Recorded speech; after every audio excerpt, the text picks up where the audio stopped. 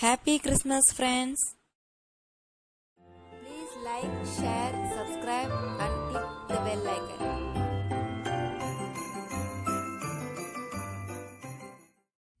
Hi, എല്ലാവർക്കും നമസ്കാരം. ഇന്ന് ഞാൻ നിങ്ങൾക്ക് പരിചയപ്പെടുത്താൻ പോകുന്ന റെസിപ്പി ചോക്ലേറ്റ് കേക്ക് ആണ്. നമുക്ക് ക്രിസ്മസ് ഒക്കെ അല്ലേ, അപ്പൊ നമുക്ക് ചോക്ലേറ്റ് കേക്ക് എങ്ങനെ ഉണ്ടാക്കുന്നതെന്ന് നോക്കാം.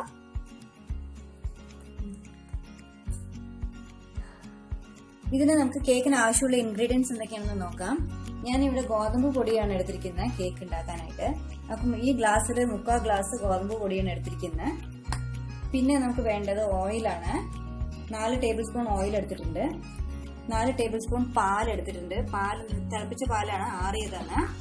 പിന്നെ നമുക്ക് വേണ്ടത് വെനില എസൻസ് ആണ്. പിന്നെ ബേക്കിംഗ് പൗഡർ, പിന്നെ നമുക്ക് കൊക്കോ പൗഡർ, പിന്നെ 3 മുട്ട. നമുക്ക് എങ്ങനെ ഉണ്ടാക്കുന്നത് നോക്കാം. ഇപ്പൊ ഞാൻ വന്നിട്ട് കേക്ക് ഉണ്ടാക്കാൻ വേണ്ടിയിട്ട് ഈ സ്റ്റീൽ എടുക്കാണ് ഞാൻ ഇങ്ങനത്തെ ഒരു പാത്രമാണ് എടുത്തിരിക്കുന്നത്. നമ്മൾ സാധാരണ വീട്ടിലൊക്കെ ചെറിയ ചെറിയ അടുക്കുകൾ ഉണ്ടാവില്ല, അത് മതി നമുക്ക് കേക്ക് ഉണ്ടാക്കാനായിട്ട്. ഞാൻ ഇതിൽ വന്നിട്ട് ബട്ടർ പേപ്പർ എണ്ണ തടവിയിട്ട് വെച്ചിട്ടുണ്ട്. ഇതില് നമ്മൾ ഈ റൗണ്ടിൽ കട്ട് ചെയ്തിട്ട് വെച്ചിരിക്കുകയാണ്. നമുക്ക് ചുറ്റും ഞാൻ എണ്ണ ഓയിൽ തേച്ച് കൊടുത്തിട്ടുണ്ട്. ഇതിലാണ് ഞാൻ കേക്ക് ഉണ്ടാക്കാൻ പോകുന്നത്. ഇനി നമുക്ക് എങ്ങനെ ഉണ്ടാക്കുന്നത് നോക്കാം. ഇനി ഇതിൽ ഒരു ഇൻഗ്രീഡിയൻസും കൂടി ചേർക്കാനുണ്ട്. ഇതിൽ നമ്മൾ വന്നിട്ട് പഞ്ചസാര പൊടിച്ചതാണ്. 3/4 ഗ്ലാസ് പഞ്ചസാര പൊടിച്ചു വെച്ചിട്ടുണ്ട്. ഇനി നമുക്ക് കേക്ക് ഉണ്ടാക്കുന്ന മുമ്പ് നമുക്ക് ഈ നോൺ സ്റ്റിക്കിന്റെ കടായി കണ്ടോ, ഇതൊന്ന് നമുക്ക് പ്രീ ഹീറ്റ് ചെയ്യണം കുറച്ചു നേരം. നമ്മൾ അപ്പോഴേക്കും കേക്കിനുള്ളതൊക്കെ തയ്യാറാക്കി വരാം. അതുവരെ ഒന്ന് ഹീറ്റ് ആവട്ടെ. മീഡിയം ഫ്ലെയിമിലിട്ടിട്ട് ഹീറ്റ് ചെയ്താൽ. ഇപ്പൊ നമ്മൾ 3/4 ഗ്ലാസ് ഗോതമ്പ് പൊടി എടുത്ത് വെച്ചിട്ടുണ്ടല്ലോ, അതിൽ ഇനി നമുക്ക് 2 ടേബിൾ സ്പൂൺ കൊക്കോ പൗഡറും കൂടി ആഡ് ചെയ്ത് കൊടുക്കണം.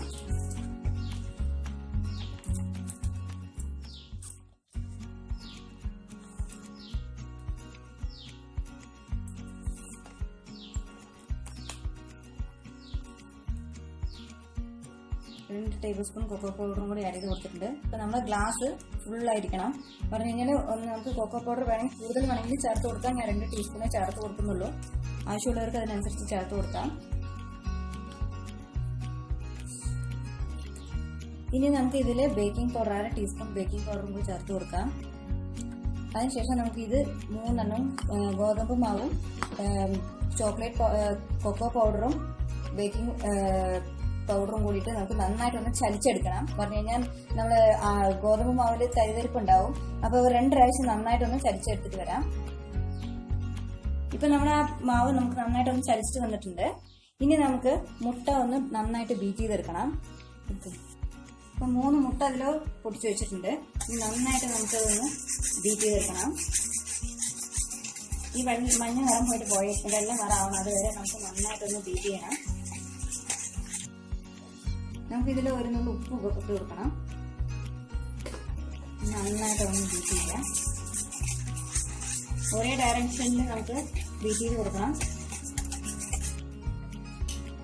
നമുക്കിപ്പോ മുട്ടയുടെ സ്മെല്ല് അധികം വരാതിരിക്കാൻ വേണ്ടിയിട്ട് നമ്മൾ വെനില എസൻസ് ഈ ടൈമിൽ ഒഴിച്ചു കൊടുക്കണം. 1/4 ടീസ്പൂൺ വെനില എസൻസ് ഒഴിച്ചു കൊടുക്കാം.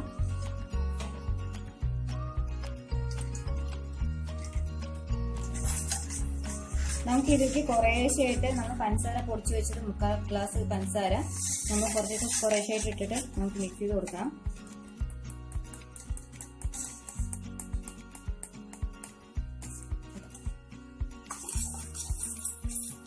ഇപ്പൊ നമുക്ക് 4 ടേബിൾ സ്പൂൺ ഓയിൽ എടുത്തത് ഒഴിച്ചു കൊടുക്കാം. ഓയിൽ തന്നെ ഒഴിക്കണേ. ഇനി നമുക്ക് ഈ പൗഡർ ചേർത്ത് കൊടുക്കാം. കുറേശ്ശായിട്ട് നമുക്ക് ചേർത്തിട്ട് ഇളക്കി കൊടുക്കാം.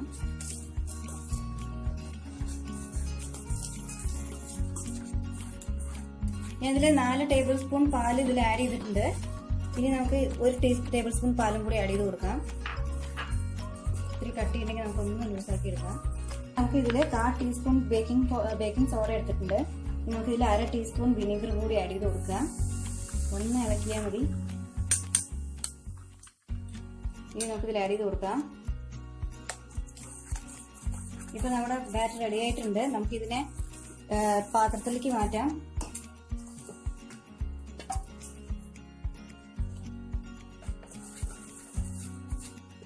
നമുക്കൊന്ന് ഇതൊന്ന് ടാപ്പ് ചെയ്തിടണം. ഇങ്ങനെ ടാപ്പ് ചെയ്താൽ മതി. അപ്പൊ അതിൽ എയർ ബബിൾസ് ഉണ്ടെങ്കിൽ നമുക്ക് പൊക്കോളും.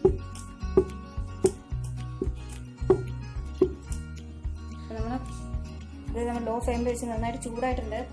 ഇതിൽ നമുക്ക് ഒരു പ്ലേറ്റ് വെച്ച് കൊടുക്കുന്നുണ്ട് ഇതിന്റെ മുകളിൽ. ഡയറക്റ്റ് ആയിട്ട് നമ്മൾ വെക്കരുത്, അടി കരിഞ്ഞു പോവും. ഇനി നമുക്കിതൊന്ന് ഇതിന്റെ മുകളിൽ വെച്ച് കൊടുക്കാം. എന്നിട്ട് ഒരു അരമണിക്കൂർ 30 മിനിറ്റ്സ് അല്ലെങ്കിൽ 40 മിനിറ്റ്സ് ആക്കിയിട്ട് കുക്ക് ചെയ്തെടുക്കാം. ഒരു അരമണിക്കൂർ കഴിഞ്ഞ ശേഷം ഒന്ന് ഓപ്പൺ ചെയ്ത് നോക്കിയാൽ മതി. അതിനിടയിൽ ഒന്ന് ഓപ്പൺ ചെയ്ത് നോക്കരുത്. ഇപ്പൊ നമ്മൾ 40 മിനിറ്റ്സ് കുക്ക് ചെയ്തെടുത്തു. കേക്ക് എടുത്ത ശേഷം ആറാൻ വെച്ചു കുറച്ചു നേരം. ആറിയ ശേഷമാണ് ഞാനിപ്പോൾ പ്ലേറ്റിലേക്ക് ആക്കിയിരിക്കുന്നത്. ഇപ്പൊ നമ്മുടെ അടിപൊളി ചോക്ലേറ്റ് കേക്ക് ഇവിടെ റെഡി ആയിട്ടുണ്ട്. എല്ലാവരും ട്രൈ ചെയ്യണം. താങ്ക്